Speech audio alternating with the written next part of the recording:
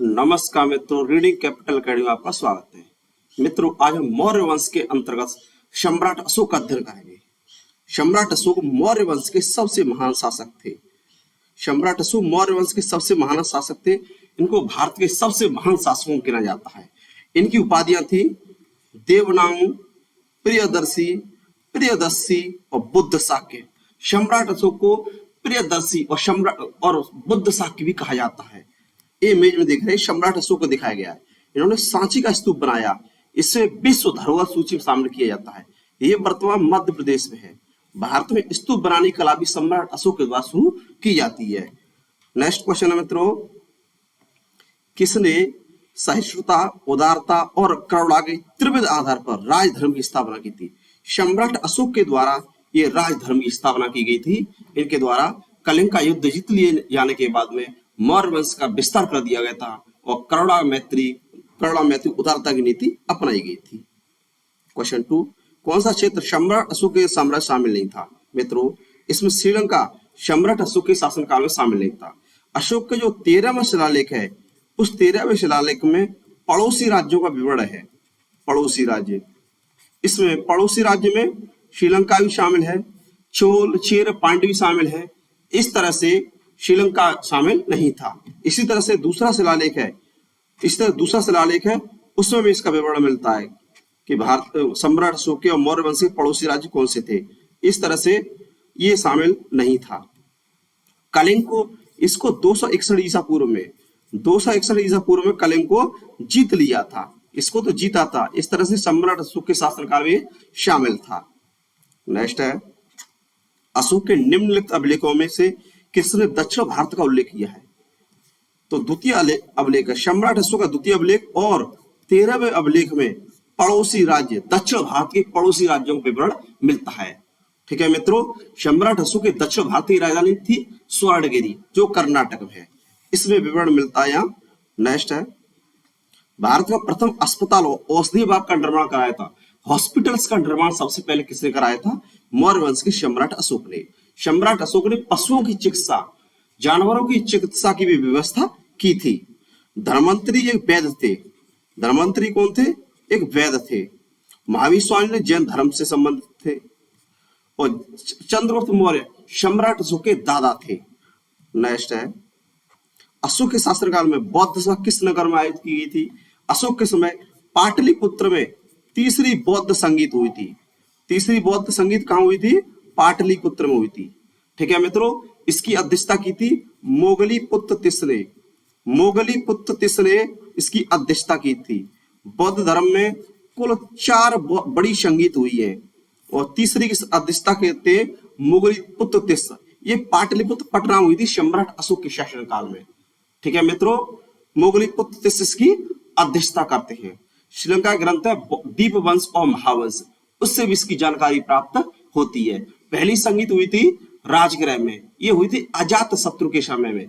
दूसरी कालाशोक के समय वैशाली में हुई थी, और चौथी हुई थी कश्मीर के कुंडलवल में कनिष्क के शासनकाल में। नेक्स्ट है, किस स्रोत से अशोक के शासनकाल में बौद्ध संगीत का विवरण मिलता है? यह दीपवंश और महावंश। ये श्रीलंका ग्रंथ है दीपवंश और महावंश, इससे जानकारी प्राप्त होती है।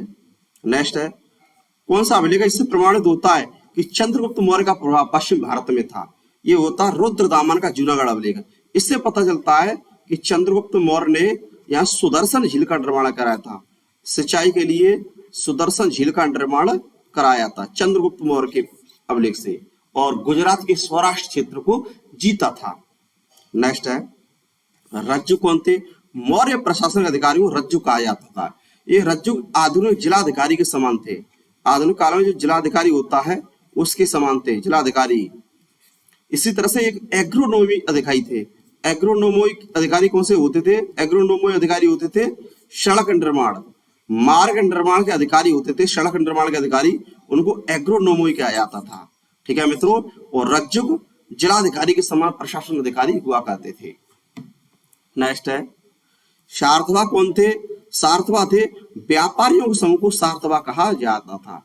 मौर्य वंश के समय सूती कपड़ा उद्योग मुख्य व्यवसाय हुआ करता था। इसके अतिरिक्त मसालों का व्यापार भी शामिल था।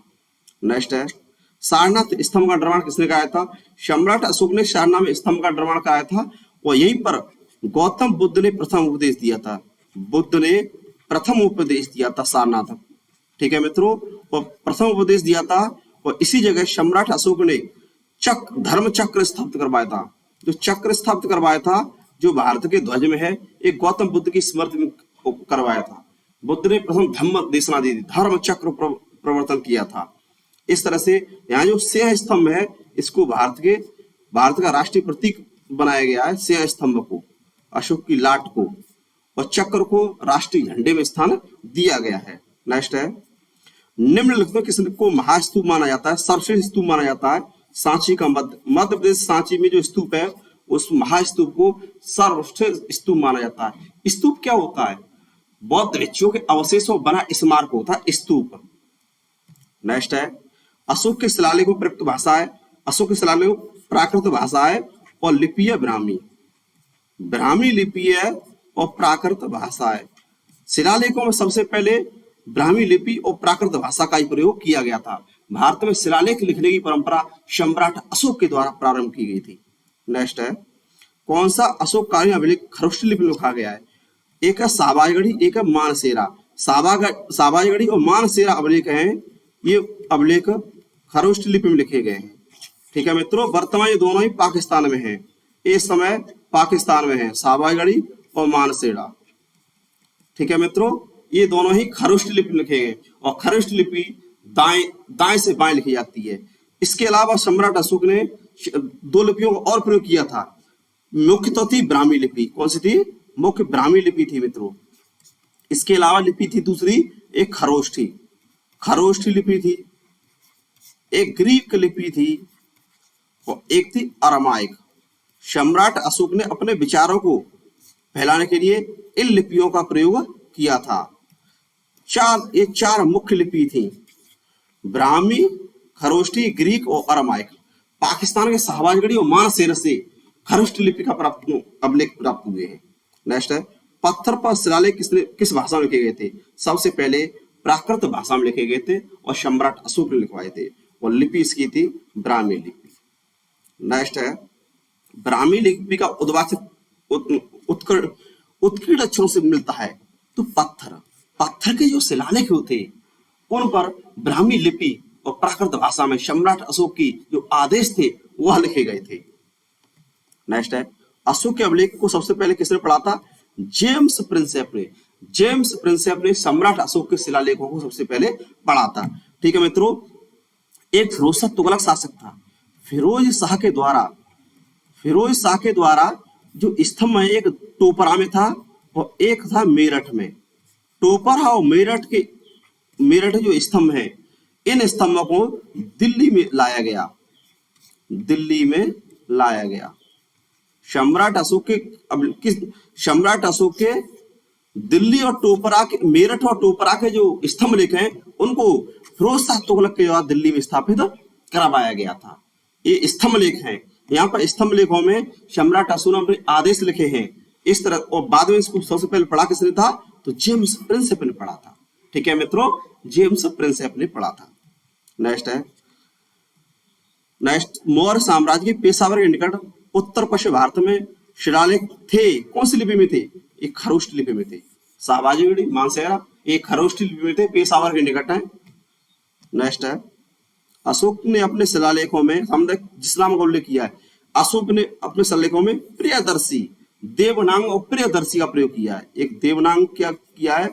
देवनांग प्रिय, और एक दिया है प्रियदर्शी। ये सम्राट अशोक के द्वारा अपने शिलालेखों का प्रयोग किया गया है। ठीक है मित्रों, नेक्स्ट स्टूडेंट क्वेश्चन, अभिलेखों में किस शासक का उल्लेख प्रियदर्शी और देवनाम प्रिय मिलता है? देवनाम प्रिय और प्रियदर्शी, ये सम्राट अशोक का नाम लिखा मिलता है। सम्राट अशोक को देवनाम और प्रियदर्शी कहा जाता है। और समुद्रगुप्त को कहा जाता है भारत का नेपोलियन। भारत का नेपोलियन किसे कहते हैं? समुद्रगुप्त को। ठीक है मित्रों, हर्षवर्धन की राजधानी कहाँ थी? कन्नौज थी। ठीक है, चंद्रगुप्त मौर्य अशोक के दादा थे। क्वेश्चन 20, किस उभारदार मूर्ति शिल्प रिलीफ स्कल्पचर शिलालेख में अशोक के प्रस्तर चित्र पर राजा अशोक लिखा मिलता है? अशोक का चित्र बना होता है, उस पर राजा अशोक मिलता है। ये कर्नाटक का कंगन हल्ली, कर्नाटक के कंगन हल्ली से सम्राट अशोक का चित्र उत्कीर्ण है और उस पर राजा अशोक लिखा मिलता है। ठीक है मित्रों, और सोहगारा क्या है, यहाँ सोहगोरा से जो अभिलेख मिला है ताम्रपत्र वाला, उसमें आपातकाल के समय राहत कार्य का विवरण है। आपातकाल के समय राहत कार्य का विवरण दिया गया है। आपातकाल के समय राहत कार्य, सोहगोरा। नेक्स्ट है, किस एक अभिलेख से अशोक के व्यक्तिगत नाम मिलता है, तो यह है मास्की से, और कहां से मिलता है, गुर्जरा से। इसके अलावा और कहां से मिलता है, नेतूर से, और मिलता है उडेगोलम से। यहां से सम्राट अशोक का नाम अशोक लिखा मिलता है। ये चार स्तंभ, ये चार जगह है, मास्की, गुर्जरा, नेतूर, उडेगोलम। इस तरह से यहां से सम्राट अशोक का नाम अशोक लिखा मिलता है, मास्की, गुर्जरा, नेतुर, उडेगोलम। नेक्स्ट, अशोक का रोमन स्तंभ लेख कहाँ है, ये बुद्ध के जन्म से संबंधित है। ये नेपाल में स्तंभ लेख है, ये बुद्ध के जन्म से है। और ये कर का अभिलेख भी कहते हैं, क्योंकि यहां से कर 1/8 कर दिया, यहाँ कर कम कर दिया था, तो कर का विवरण मिलता है। यहां से कर का विवरण मिलता है, और यहां से मिलती है जानकारी कि बुद्ध का जन्म कहाँ हुआ था, लुम्बिनी में हुआ था। ये नेपाल में है रोमन स्तंभ लेख। नेक्स्ट है, केवल वह स्तंभ जिससे अशोक ने स्वयं को मगध का सम्राट घोषित किया था, यह है भाब्रू स्तंभ लेख से सम्राट अशोक ने स्वयं को मगध का राजा घोषित किया था। मगध की राजधानी थी पाटलिपुत्र, प्रारंभ में राजगृह, लेकिन अशोक की राजधानी पाटलिपुत्र पटना थी, और भाब्रू अभिलेख में राजा घोषित किया है। नेक्स्ट है, कालसी प्रसिद्ध है, कालसी है ये सम्राट अशोक के शिलालेख के लिए। उत्तराखंड में कालसी उत्तराखंड में है, यहाँ सम्राट अशोक का एक शिलालेख पाया गया है, तो शिलालेख के लिए प्रसिद्ध है। नेक्स्ट है, कलिंग युद्ध में विजय का विवरण, तो कौन सा है, 13वें अभिलेख से। 13वें अभिलेख से पता चलता है कलिंग, 13वें से कलिंग की जीत का, सम्राट अशोक ने कलिंग का युद्ध जीता था, कलिंग जीता था अशोक के द्वारा। ठीक है मित्रों, और कब जीता था ये जीता 261 ईसा पूर्व में, 261 ईसा पूर्व में जीता था कलिंग। नेक्स्ट है, इस तरह से आज हमने मौर्य वंश का अध्ययन किया। मौर्य वंश के अंतर्गत सम्राट अशोक का विशेषकर अध्ययन किया था। ठीक है मित्रों, सम्राट अशोक के द्वारा अनेक कार्य किए गए, इसमें सबसे कार्य किया गया मौर्य वंश के द्वारा सांची का स्तूप, सम्राट अशोक द्वारा सांची का स्तूप बनाया गया था। जो सांची स्तूप है ये मध्य प्रदेश में है, इसे यूनेस्को की विश्व धरोहर सूची में किया गया है। इसने स्तंभ लेखों की परंपरा शुरू की और शिलालेखों की परंपरा शुरू की, और भारत का जो धर्मचक्र भारत के राष्ट्रीय ध्वज में वो कहां से लिया गया, मौर्य वंश से। इसी तरह से यहाँ से एक लिया गया है सिंह स्तंभ, जो सारनाथ, ये दोनों कहां से लिए गए, सिंह स्तंभ जो भारत का राष्ट्रीय प्रतीक है, ये सारनाथ में दोनों। इस तरह से भारत के इतिहास में और वर्तमान में मौर्य वंश की काफी उपयोगिता है, क्योंकि यहाँ से प्रतीक चिन्ह प्राप्त किए गए, सिंह धर्मचक्र, सिंह स्तंभ, और शिलालेख परंपरा शुरू की, सांची का स्तूप बनवाया था। इस तरह से मौर्य वंश के बारे में आज हमने किया। धन्यवाद मित्रों।